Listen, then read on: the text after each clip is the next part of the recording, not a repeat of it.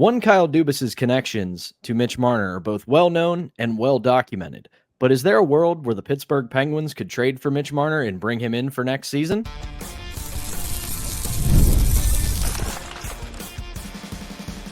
You're Locked On Penguins, your daily podcast on the Pittsburgh Penguins.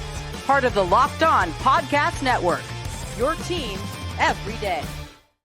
Hello and welcome back to another edition of the Locked On Penguins podcast. I'm one of your hosts, Patrick Damp. You can follow me on Twitter at synonym4wet. Joined as always by the one and only Hunter Hodes. You can follow him on Twitter at Hunter Hodes. You can give our show's account a follow at LO_Penguins. And we thank you for making this your first listener watch of the day because we're your team every day. And don't forget, we are free and available wherever you get your podcasts as well as YouTube. And before we get started, today's episode is brought to you by Game Time. Download the Game Time app, create an account, and use code LOCKEDONNHL for $20 off your first purchase. Terms apply. So, Hunter, before we dive into this, just for the record, just so it's out there, what we are about to discuss is just a silly season proposal from a mailbag article on The Athletic about a Mitch Marner trade, obviously one of the biggest headlines of this offseason, but it involves the Pittsburgh Penguins. And to be fair, once we dive into it, it actually does make some sense. But again, this is not a report.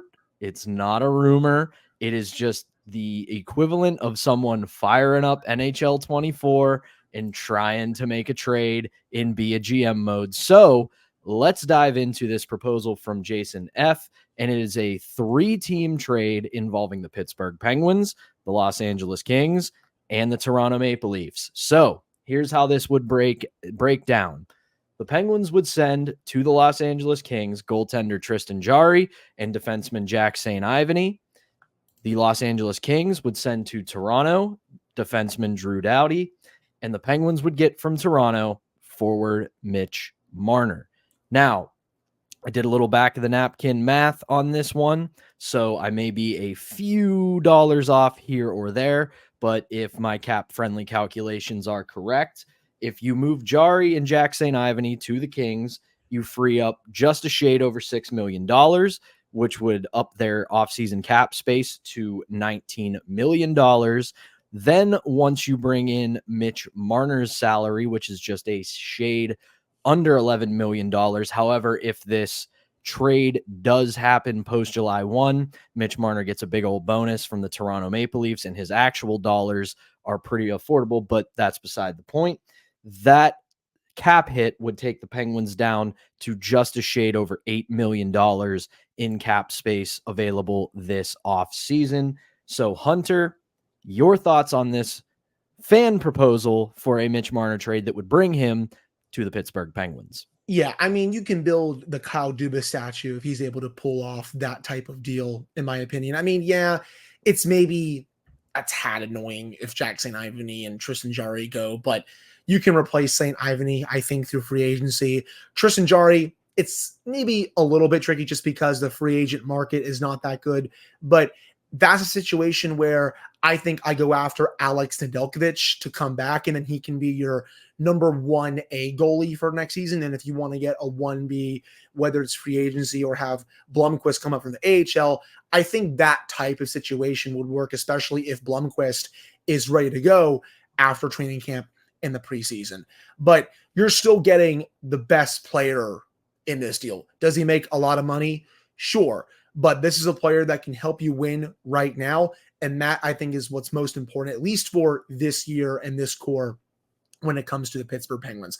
I understand that Marner and the whole Toronto Maple Leafs organization is really underachieved in the core 4 era.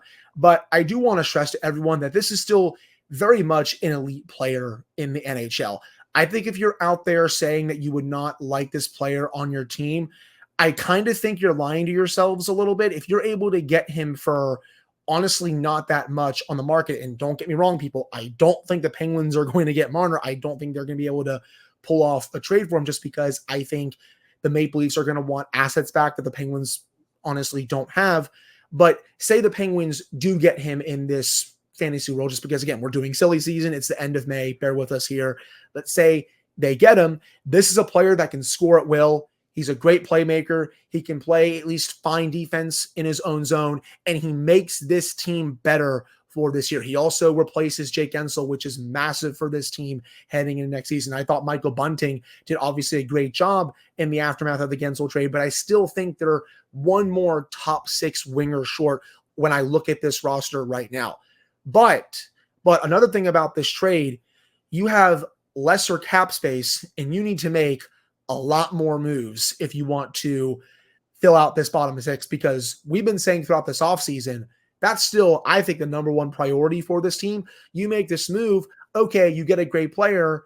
You have to figure out the goalie situation, which I already discussed. You can replace Jackson Ivany, number 6 defenseman, but who is going to play in the bottom 6? Who are you going to go out there and get in free agency or trade? You're going to have to open up more cap space via trade, and it gets a little bit trickier that way. But I mean, I still would make that trade and figure out the rest of it a little bit later, even though, again, I think it still gets a bit tricky. Yeah, if this proposal from Jason was possible, I would do this trade 8 days a week. Yeah. Because again, it's very similar in a sense to the Erik Karlsson trade, where you don't give up a whole ton and you end up getting the best player in the deal. But right at the same time, back to the Marner part of it, this is a bona fide great player. I mean, he has had 97 points, 99 points, 85 points in ascending order from the last 3 seasons. And in those seasons, he has put up 62 assists, 69 assists, 59 assists, and then 35 goals, 30 goals, 26 goals. And this year, he didn't play a full season. He only played 69 games and still put up 85 points. This is a genuinely great player. The other thing I said to you before we hit record here, I could see this being a Phil Kessel 2.0 kind of trade from an intangible standpoint, because you bring him here and at the very tip top of it, he's the number 3 guy in terms of prominence. Obviously, you got Sid at the top and then Gino or Letang, and then you can quibble between him and Karlsson for the 3rd or 4th spot. So he won't be under as much of a spotlight here as he is in Toronto. Because in Toronto, it goes Austin Matthews, Mitch Marner. That's the order. He is the number 2 guy. You can maybe argue William Nylander, but at the same time, he is the 2nd or 3rd guy, and people go right to him, especially because he has that added pressure of being from Toronto. So he is looked at as the guy, and he said it as much in his postseason presser when it got completely misconstrued, but he said, we're treated like gods in Toronto, and he's right. But the responsibility that comes with that can be a lot on a player's mentality. Yeah, I mean, he wouldn't have to be one of the top leaders on this team. We all know how great this core leadership group is. And you can throw Brian Russ in there too. He's obviously developed into one heck of a leader ever since coming up to the Penguins. But, also for Marner, one thing you do have to think about in this hilarious proposal, he only has this year left on his contract. You look at the Penguins salary cap situation going forward, I don't know if they would be able to extend him after the season, just because, again, you look at it overall with all those long-term deals right now. Heck, you also have Marcus Pettersson lined up for a potential extension after this upcoming season. What's going on with there? You have Rickard Rakell still on your cap. Riley Smith, at least right now, is under contract. Obviously, Crosby, but he's also due for a new deal as well. Evgeny Malkin, Chris Letang, Erik Karlsson.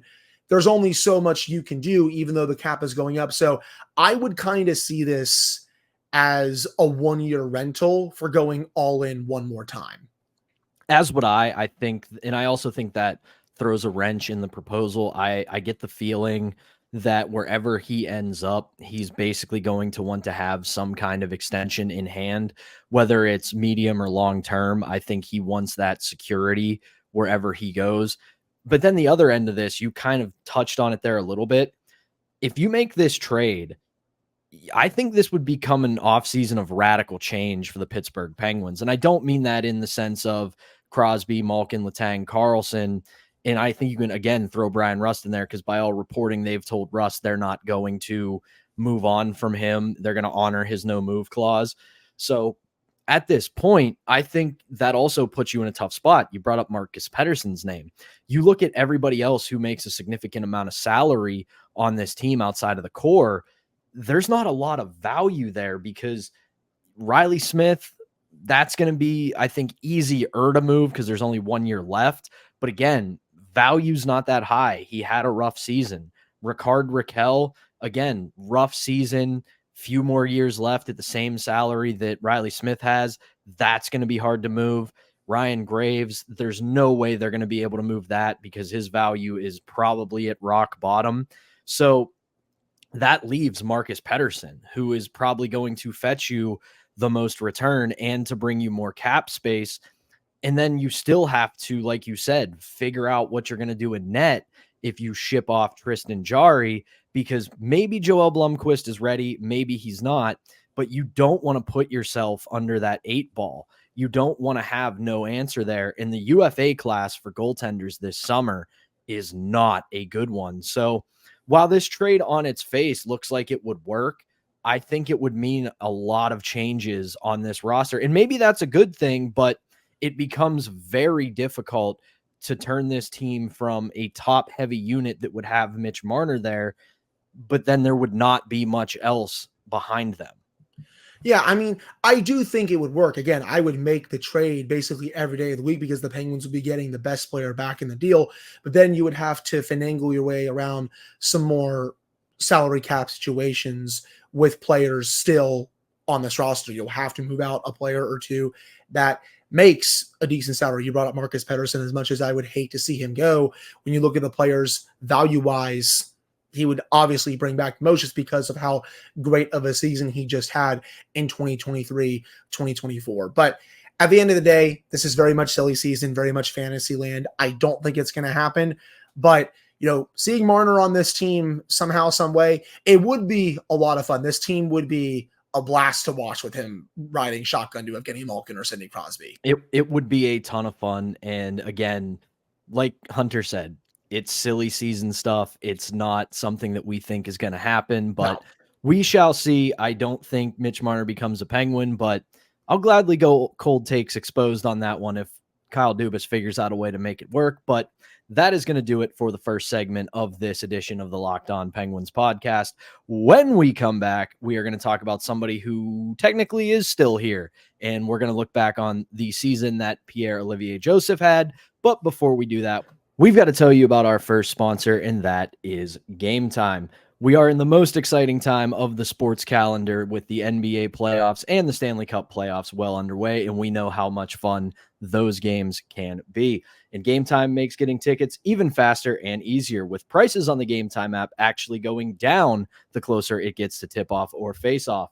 And with killer last-minute deals, all-in prices, views from your seat, and their lowest price guarantee, Game Time takes the guesswork out of buying tickets. You guys know my story from when I bought tickets from a scalper outside of the Old Mellon Arena, got the tickets, went in, and found out I was in a row in a section that didn't exist. With an app like Game Time, you don't have to deal with that. With last-minute deals, you can save up to 60% off buying last-minute tickets for sports, concerts, comedy, theater, and more. You can save even more with exclusive in-app deals on select seats ahead of the game or event. And with all-in pricing, you can show you get to show the total up front with no surprise fees at checkout. And seat views get you a panoramic view from your seat in the app before you buy. And with the lowest price guarantee, Game Time will credit you 110% of the difference on your seats.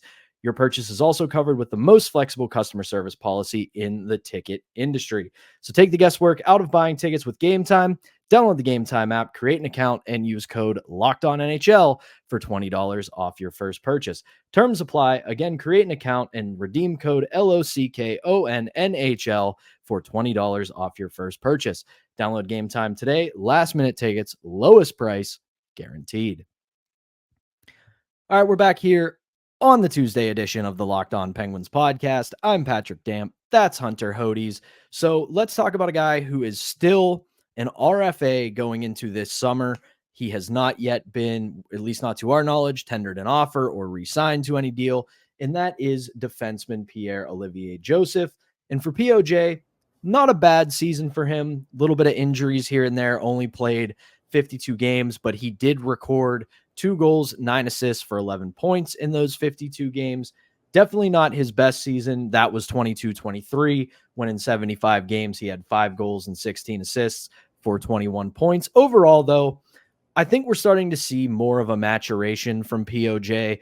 I don't think that his ceiling is as high as we once hoped it would be, but he definitely is starting to look like a guy that you could trust to be on maybe your second pairing, and in a pinch with injuries or whatever else may occur, could be a top pairing guy in a temporary role. So overall, Hunter, your thoughts on POJ's season this year? Yeah, I really think this was a step in the right direction for P.O. Joseph.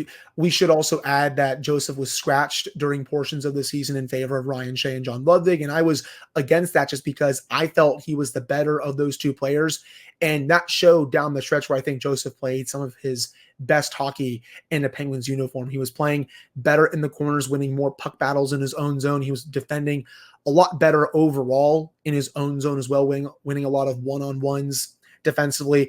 And he was also playing a lot better in the offensive zone as well. I saw him working on his shot quite a bit throughout the season. It wasn't that quote unquote muffin shot that we saw throughout his career. He was actually putting some more oomph into it and driving some offense for the Penguins. He was also working on his pinching a little bit as well. And Mike Sullivan rewarded him late in the season when he put him with Chris Letang.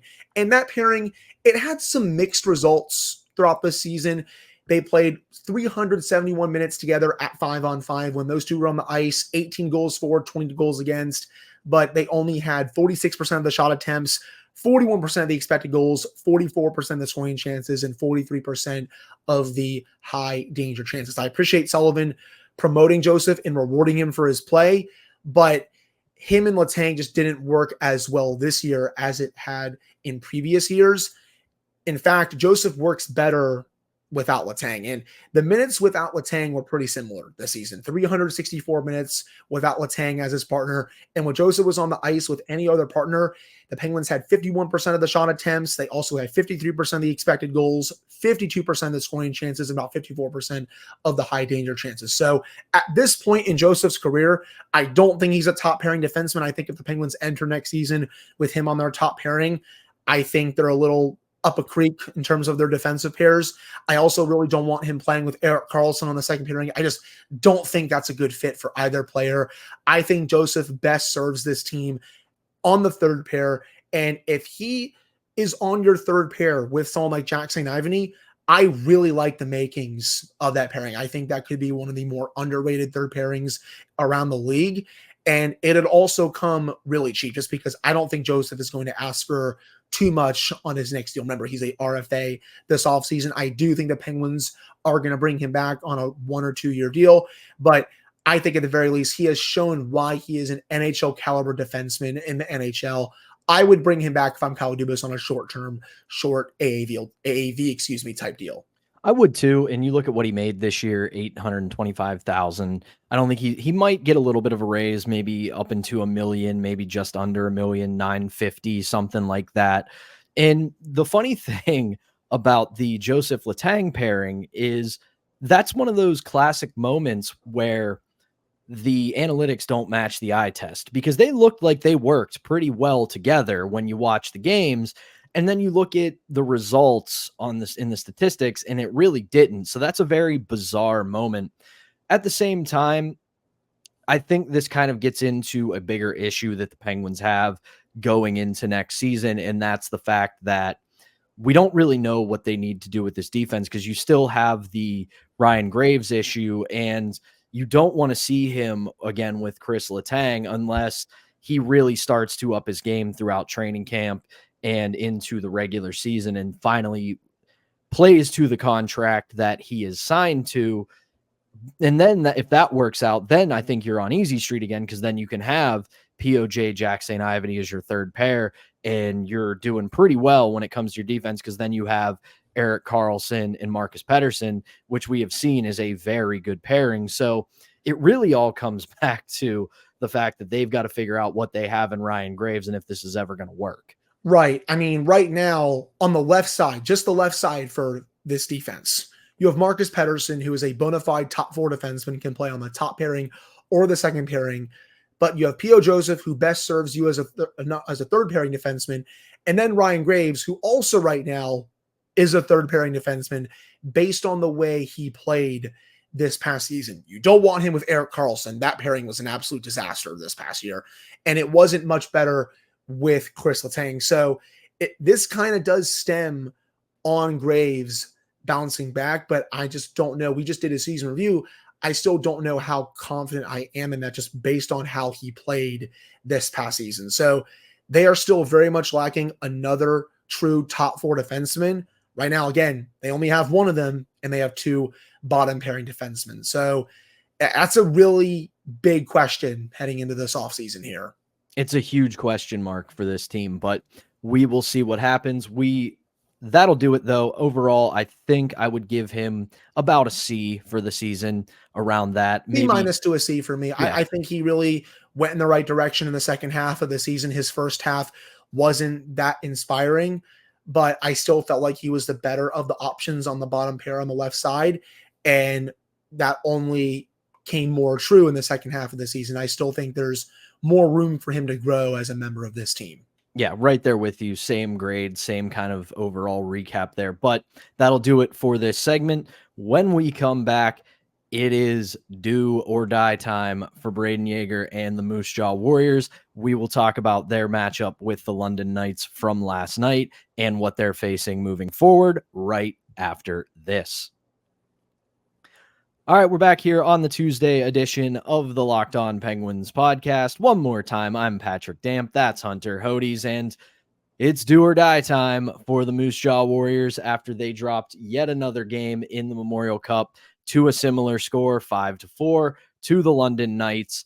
And this pretty much sets it up for the Moosejaw Warriors that if they want to keep their season alive and play for the Memorial Cup, their game tonight against Drummondville is a must-win game. But before we get into that, not the best of games, but also not the worst of games for Brayden Yager. Held off the score sheet in a 5-4 loss, but he did appear to do the things we have said we want to see him to do.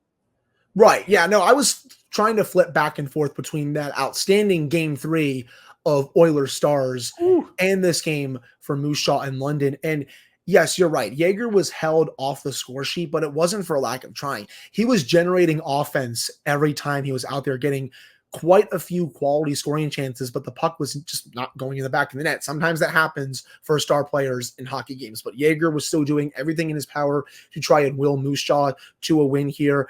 And, Moosejaw got off to a good start. They went up 1-0, but London just blitzed them right after that. And then you saw Moosejaw come back a little bit. The biggest thing is with Moosejaw, they've been in both of these games. They've been able to stay competitive, but we discussed this before we hit the record button. They're just getting nothing from their special teams. They can't score on the power play, and their penalty kill is below 70% right now. And it goes back to something I've said quite often on this show. You can win with one of your special teams units being pretty good, and then your other one being okay to just kind of meh. But you can't win when both of your special teams units are flat out bad. And Teddy downstairs agrees. My wonderful German Shepherd agrees with that. So they just need both of their penalty kill and their power play to be a lot better if they want to beat Drummondville and go to the semifinals on Friday. And when you look at the way that the Memorial Cup tournament has shaken out to this point, this is actually, in a roundabout way, an advantageous place for Moosejaw to be, because obviously London and Saginaw have now clinched their spot in the little playoff tournament that comes at the end of this round robin. And there's one more spot up for grabs, and that's going to basically be what gets determined tonight in the Moosejaw Drummondville game. But then you look at a team like Drummondville and what they've done. They also have an identical 0-2 record as Moosejaw does. But you look at Drummondville, and they've only scored 3 goals. They've given up 8. The difference here, though, is what we were just talking about, the special teams. Drummondville's power play, 25%. Their PK, 80%. But you compare the two teams, Moosejaw has much better top-end talent. So if Moosejaw wants to get a chance to play either Saginaw again or London again, depending on what happens with those two teams in the semifinal, they've got to pull out a win tonight against Drummondville. That's at 7:30 tonight. Should they get a win in that game, that will punch their ticket to the semifinal game in the Memorial Cup. Yeah, I mean, when you're down like this, you need your best players to be your best players. Matichuk, he's been awesome for Moosejaw. That's also someone who I should have discussed a lot more when it comes to this team. He's been fantastic throughout the WHL playoffs and the Memorial Cup. He was great in that game against London. He needs to be good again tonight, but also Yager, Furcus, Savoy, they all need to play at the top of their level if Moosejaw wants to advance to the semifinals on Friday. Really looking forward to see how Moosejaw's high-end talent performs in this game. Again, they've been in both of these games. They just need their special teams to be a bit better, and they also need to not go into these long lulls where they just kind of get outplayed.